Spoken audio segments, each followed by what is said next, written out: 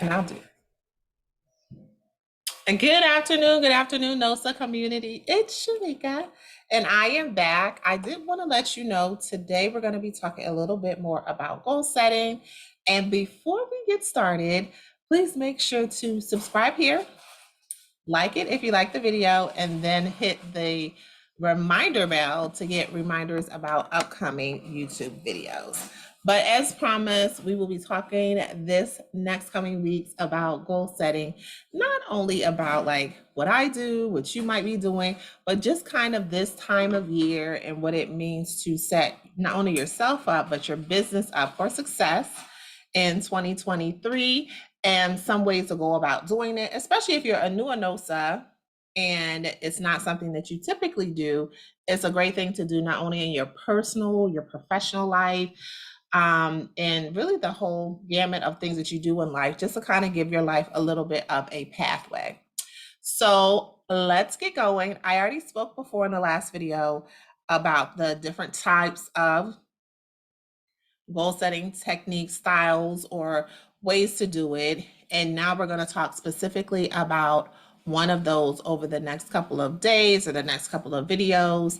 And then at the end, of course, I'm going to share the one that I've been doing for the last few years that really works for me to kind of make sure that I'm hitting the goals that I intend for that specific year. So as you can see to your left, we already have up what we'll be talking about. We'll be talking about SMART goals, which I think is probably one of the more popular types of goal setting techniques. I've learned about it probably in college. I've definitely seen it talked about throughout the years as a employee, employer, and I think it's a great technique to use, especially if you're new or early on in the process with regards to setting up your business. And it's fairly simplified where you can really apply it to your business in a way that makes sense. It's not anything new. You can Google, do sheets. You can set it up in a format like we have here on the whiteboard, and you can do it many different ways. You can do it on a virtual whiteboard like here, or you can do it on a real in-person whiteboard at your business. It's easily something that you can work through and make sure that you're hitting the intended goals. So a couple of things to remember. This is about your goals for 2023. As I mentioned before, now is usually the time that we in our business at the NOSA group really focus in on what we want 2023 to look like. And we do like heavy core goal setting along with kind of evaluations and assessment about how the year went. So we spend this month probably into November really doing that and coming up with cute little things that you see here, like this whiteboard with SMART goals, and then of course filling them in. So that's the important piece. So let's start with the first part of our goal setting whiteboard, which is the S. And of course the S stands for being specific. And essentially what that means is making sure that you're well-defined, you're clear, unambiguous. If someone else was to look at it, you would clearly understand what that person had intended or desired to do, or what type of goal they were trying to set. As Gnosis, there may be very different goals, and we'll kind of touch on some ideas to help people get started. But the specific piece is so key because it kind of flows into the other ones, especially when you talk about measurable, attainable, realistic. Saying something like, and we've all said it, I want to start my healthcare staffing agency business is not specific enough. And I'll tell you why. One, we already see the measurable, attainable, realistic piece and the timely piece. We haven't really touched on that. So you want to think about where you're going to start your agency. What type of healthcare staffing agency? Are you going to specifically focus on per diem or travel or local contracts? So you want to be more specific so that as you go down the line and talk about measuring it and if it's something that can be done and in what time frame, you're not kind of off track. The next letter is the M, measurable. So the M, when we talk about measurable, we're talking about being specific as far as how you can progress towards the goal. So any specific criteria, a great example would be if your initial goal was starting your healthcare staffing agency, but happen to live in a state that has specific requirements like Florida or California or some commercial space requirements, you have to meet that first before you can go on to actually opening the business. So, measuring the criteria that can move you towards the progression of your intended goal is really important. So, just saying I want to start a staffing agency doesn't give us enough information to see how feasible that would be. The next one is actually it's achievable. I put attainable, but it kind of falls into the same bracket. Attainable, and it's not impossible to achieve. And an example that came to mind about the attainable, achievable for SMART goals is, oh, I want to make $1 million by the end of the year. So that's not realistic. There have definitely been nurses in their first year that have been able to achieve that. But you want to be more specific because are you making $1 million in revenue? Are you making $1 million in profit? Those are all things that you have to factor in. Because if you make it in revenue, that is not $1 million in profit.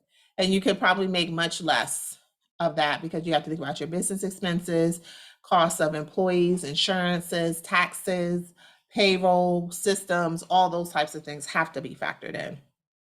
And then, of course, the R is realistic. So this kind of goes towards the whole $1 million.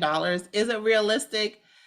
Yes, it's attainable, but I don't think it's realistic because there's so many variables and factors in making that decision if you're going to use the make $1 million option. And then timely. So in making the goals, and this is all person specific, the timeliness is important because you want to make sure that you hit it at a specific date. So if I'm going to start doing my goal setting now, I am doing it with the anticipation that I'll hit those specific goals at the end of that following year. So January 1st of 2023 to December 31st of 2023 is kind of that time frame.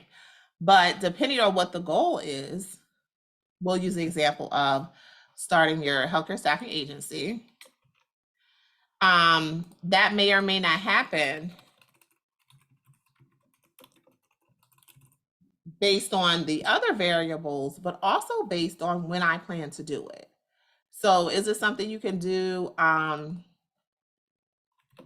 in 30 days?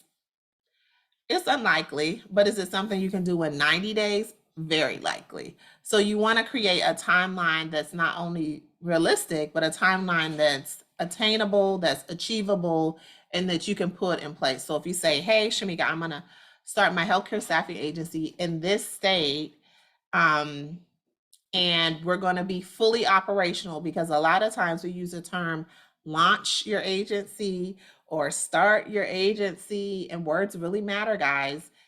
Starting and launching doesn't mean that your business is in operation. You want to have an actively, effectively operating, placing employees agency operating at January 1st.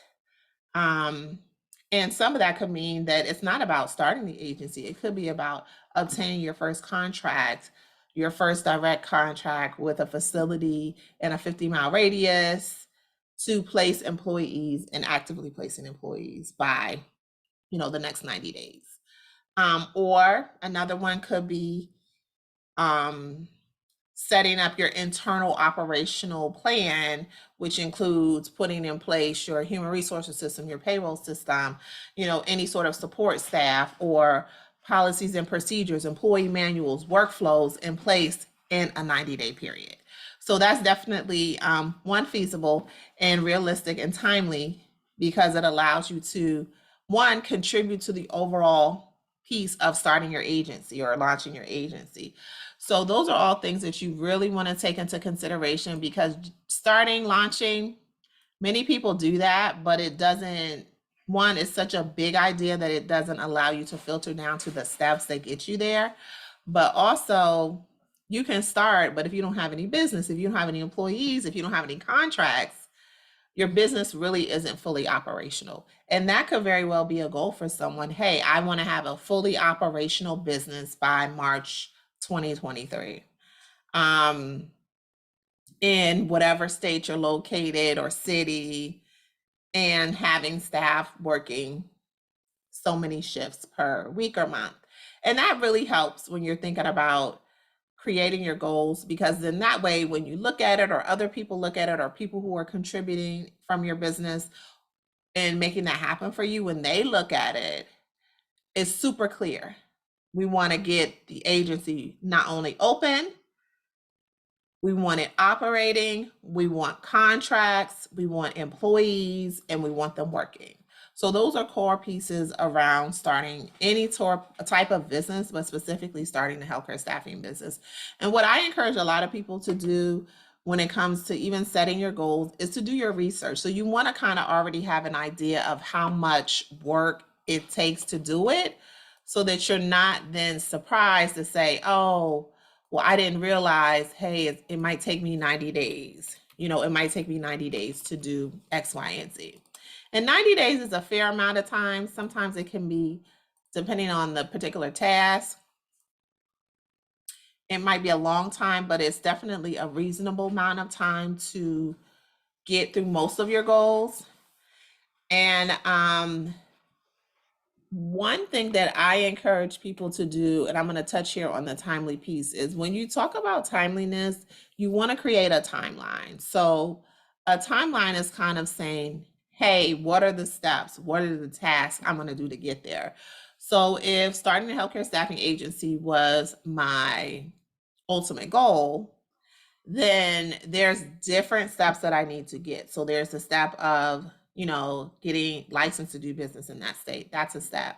Then there could be the step of obtaining business insurance or workers' comp insurance.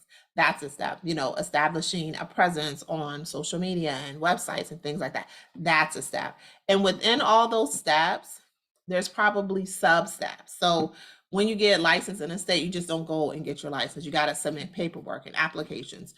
So even getting as detailed to that is important, but from a regular timeline standpoint of view, I kind of work from where people are, if they're 90 days out, if they've already started some of the process, and then create something that identifies, hey, these are the sub steps or the under steps that you need to do to get to this goal of starting, or get to this goal of, getting your first contract. There are other things that need to go into that. What I mean when I say, what does being unrealistic mean? I think I touched on that. I think having large numbers without a network, without the experience, one of the great things about being NOSA is that you already have a network. And for those of you guys who don't know, if you're part of the NOSA network on Facebook, you have a network as well. So you typically have access to a network or have an internal network, but it doesn't mean that that network is going to be people that'll work for you. So you really want to work through what that relationship is, so that you kind of know, hey, if I do get opportunities, right, here with my goals, am I going to be able to access my current network to do that? Or should I look into tapping into other networks that may get me to do that? And that looks like Facebook groups, that looks like creating a social media presence even before you actually have the business open, having individuals following you and kind of keeping up with your progress with your business early on, so that they're kind of already connected to what you're doing, so that at the point that you actually have a contract, you then don't have to go out there and start looking for people. So being realistic around that. So if we know as nurses or healthcare professionals, it takes 2 weeks, maybe max, to get someone onboarded, then you want to make sure the system you have in place can accommodate that. And if it doesn't, I would create a goal around that. How do I determine if I can attain a goal? Google, research.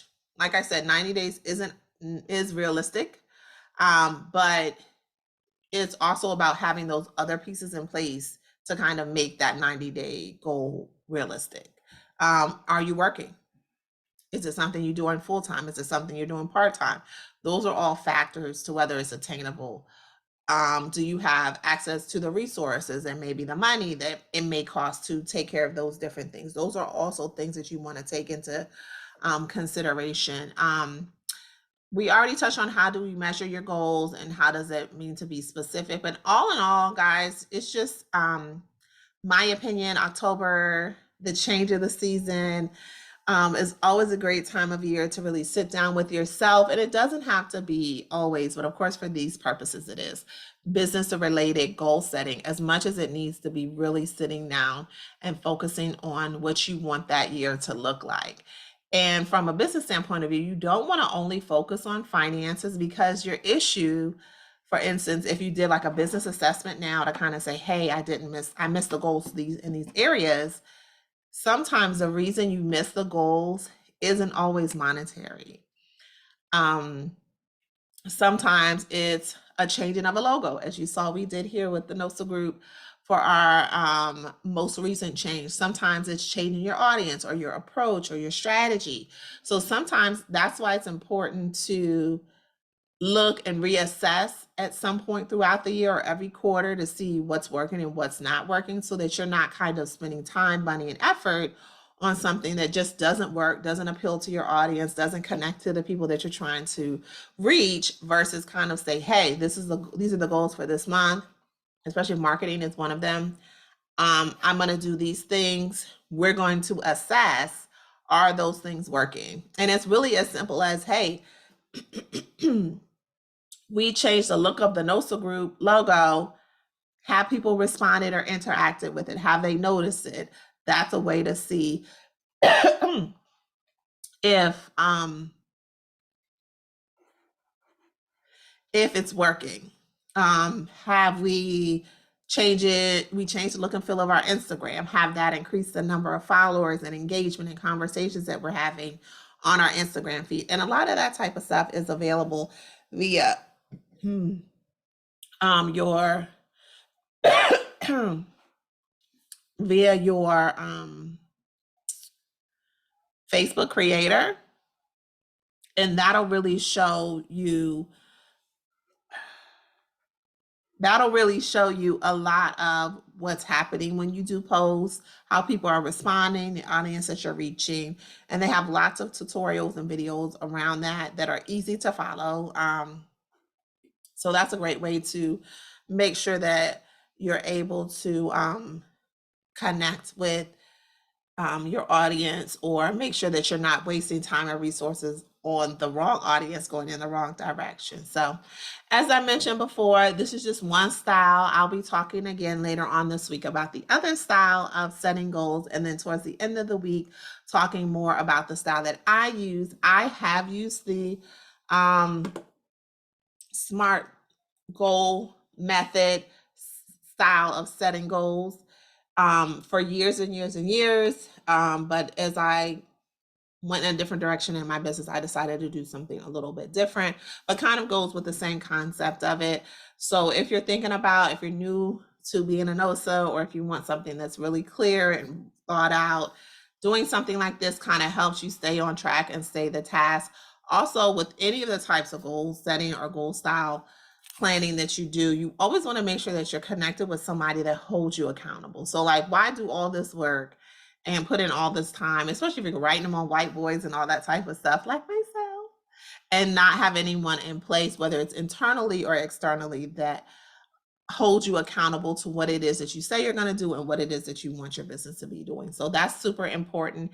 And when I talk about my style that I use, I will also touch a little bit on accountability partners, accountability groups, what are great resources, especially for small business owners, to take into consideration.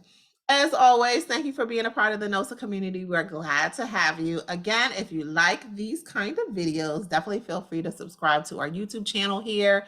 And also give us a thumbs up, like our video as well. We'll have more content coming out over the next couple of weeks about goal setting. And then as we go into November, we'll switch topics and touch on some other topics that we think might be of interest to people as we go into the holiday season and New Year. If you have any topics of interest that you want us to discuss, definitely feel free to let us know in the comments below.